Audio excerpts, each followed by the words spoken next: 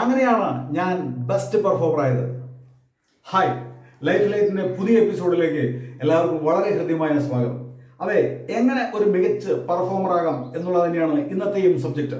വളരെ വ്യത്യസ്തങ്ങളായ എന്നാൽ സിമ്പിളായിട്ട് ചെയ്യാൻ പറ്റാവുന്ന, ഏതൊരാൾക്കും ഇന്ന് തന്നെ പ്രാക്ടീസ് ചെയ്യാൻ പറ്റാവുന്ന 5 പ്രധാനപ്പെട്ട കാര്യങ്ങളാണ് ഞാൻ പറയുന്നത്.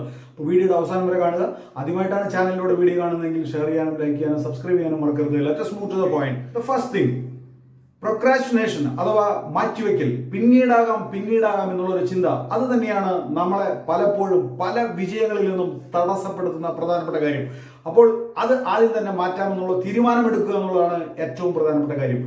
ഇന്ന് ചെയ്യാൻ വിചാരിച്ച കാര്യങ്ങൾ ഇപ്പോൾ ചെയ്യുക എന്നുള്ളതാണ് നമുക്ക് അനുവർത്തിക്കേണ്ട നയം. അപ്പോൾ ദ പോയിന്റ് നമ്പർ 1, പിന്നീടാവാം എന്നുള്ള ചിന്ത മാറ്റുക, ഇപ്പോൾ തന്നെ ചെയ്യുക. രണ്ടാമത്തെ കാര്യം, നോക്കൂ, എല്ലാം അറിയാമെന്ന് വിചാരിച്ചിരുന്നുകൊണ്ട് നമ്മൾ ഓരോ കാര്യങ്ങളും ചെയ്ത് മുന്നോട്ട് പോകുമ്പോൾ നമുക്ക് ഉയരാനായിട്ട് സാധിക്കില്ല, മികച്ച പെർഫോമർ ആകാനായിട്ട് സാധിക്കില്ല. അപ്പൊ അതുകൊണ്ട് തന്നെ വിദഗ്ധരിൽ നിന്നും പഠിക്കുക എന്നുള്ളതാണ് രണ്ടാമത്തെ പ്രധാനപ്പെട്ട ഒരു കാര്യം പറയാനായിട്ടുള്ളത്. വിദഗ്ധരിൽ നിന്നും പഠിക്കുക. നമ്മളെക്കാൾ കൂടുതൽ അറിവുള്ള ഒരാളെ കണ്ടാൽ, നമ്മളെക്കാൾ കൂടുതൽ നമ്മളുടെ മേഖലയിൽ കൂടുതൽ പെർഫോമറായി ജോലി ചെയ്യുന്ന ഒരാളെ കണ്ടാൽ അയാളിൽ നിന്ന് കേൾക്കാനും കാണാനും പഠിക്കാനും ശ്രമിക്കുക എന്നുള്ളതാണ് രണ്ടാമത്തെ പ്രധാനപ്പെട്ട കാര്യം. മൂന്നാമത്തെ കാര്യം എന്ന് പറയുന്നത്, എല്ലാവരും പല തരത്തിലുള്ള ജോലികളിൽ, ബിസിനസ്സിൽ, വ്യാപാരങ്ങളിൽ ഏർപ്പെട്ടിരിക്കുന്നവരാണ്. എന്നാൽ എന്താണ് എൻ്റെ ജോലിയുടെ ഉദ്ദേശം, എൻ്റെ ജീവിതത്തിന്റെ ഉദ്ദേശം എന്താണെന്ന് തിരിച്ചറിയുക എന്നുള്ളതാണ് ഏറ്റവും പ്രധാനപ്പെട്ട മൂന്നാമത്തെ കാര്യം. The purpose of life. ജീവിതത്തിൽ ഉദ്ദേശമില്ലാത്തവന് എങ്ങും എത്താനായിട്ട് സാധിക്കില്ല.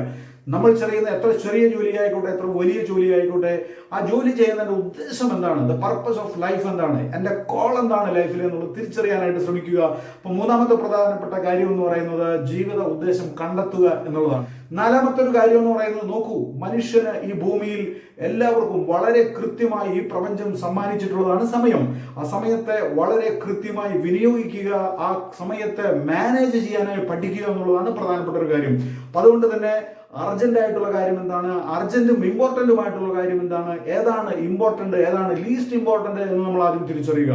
അപ്പോൾ അർജന്റ് ആൻഡ് ഇമ്പോർട്ടന്റ് ആദ്യം ചെയ്യുക, അതിനുശേഷം അർജന്റ് ചെയ്യുക, ഇമ്പോർട്ടന്റ് ചെയ്യുക തുടങ്ങിയിട്ടുള്ള കാര്യങ്ങൾ നമ്മൾ പ്രയോറിറ്റൈസ് ചെയ്യാനായിട്ട് പഠിക്കുക. മേ ബി ഇതിലേക്ക് ഒരു ക്ലാസ് അറ്റൻഡ് ചെയ്യേണ്ടി വന്നേക്കാം, മേ ബി ഇതിലേക്ക് കൂടുതൽ കാര്യങ്ങൾ മനസ്സിലാക്കാനായിട്ട് നമുക്ക് ശ്രമിക്കേണ്ടി വന്നേക്കാം.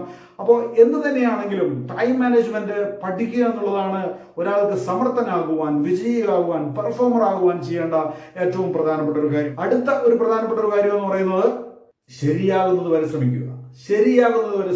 ഇടയിൽ നിർത്തിയിട്ട് കാര്യമില്ല. ഞാൻ 1 പ്രാവശ്യം ശ്രമിച്ചു, 2 പ്രാവശ്യം ശ്രമിച്ചു, 3 പ്രാവശ്യം, 4 പ്രാവശ്യം, 5 പ്രാവശ്യം ശ്രമിച്ചു എന്നുള്ളതല്ല. തോമസ് ആൽവ എഡിസൺ നമ്മളെ പഠിപ്പിച്ചതുപോലെ 999 പ്രാവശ്യം കഴിഞ്ഞാലും നമ്മൾ 1000ാമത്തെ പ്രാവശ്യം നമ്മൾ ട്രൈ ചെയ്യാനായിട്ടുള്ളൊരു മനോഭാവം നമ്മൾ ഉണ്ടാകുമ്പോൾ തീർച്ചയായിട്ടും അത്ഭുതങ്ങൾ നമ്മൾക്ക് സൃഷ്ടിക്കാനായിട്ട് സാധിക്കും, മികച്ച പെർഫോമർ ആകാനായിട്ട് സാധിക്കും. അപ്പോൾ ഇത്തരത്തിലുള്ള വളരെ സിമ്പിൾ ആയിട്ടുള്ള കുറച്ച് ടിപ്പുകൾ ഞാനും എൻ്റെ ജീവിതത്തിൽ പ്രയോഗിച്ചു, പെർഫോമറായി നിങ്ങളുടെ മുന്നിൽ നിൽക്കുന്നു. അപ്പോൾ അടുത്ത വീഡിയോയുമായിട്ട് ഞാൻ വീണ്ടും വരുന്നവരേക്കും ഒരു ചെറിയ ഇടവേള. വെറുതെ ഇരിക്കുവാനല്ല, നന്മ ചെയ്യാൻ. Till then, good bye.